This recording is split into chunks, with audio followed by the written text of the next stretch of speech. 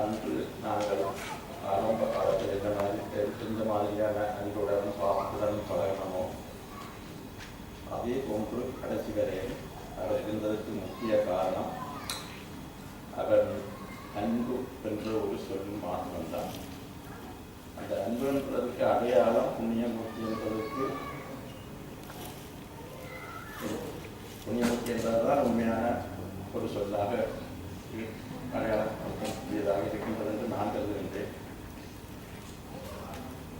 சொல்வார்கள் என்பதுடைய மகளிராக்கும் முன்பு பின்பற்றி மூலகத்திலும் அன்பு நல்லவராக்கம் உண்டாகும் என்று, அதாவது சிவக்க மத்திய பாதாளங்களும் கூட அந்த அன்பு என்ற சொல்லுத்தான் எல்லாத்தையும் ஆட்கொள்ளும் என்ற ஒரு ஆயுதமாக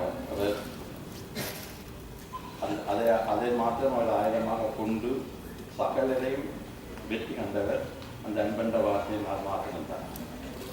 அவர் எல்லோருக்கும் அன்புள்ள நண்பனாக, தோழனாக, உறவினனாக, அவருக்கு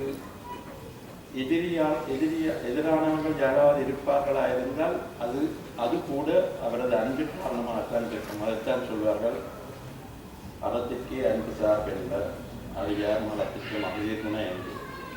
அகற்கொண்ட அன்பால் மாத்திரம்தான் அவர் சில மரச்சியல்கள், அதாவது யாராவது அவருடன் மன முறிவுகள் ஏற்படுத்தினால் நிச்சயமாக அது அவருடைய அன்பு காரணமாக இருக்கிறது, எந்த காரணமாக இருக்கிறது இருக்க முடியாது.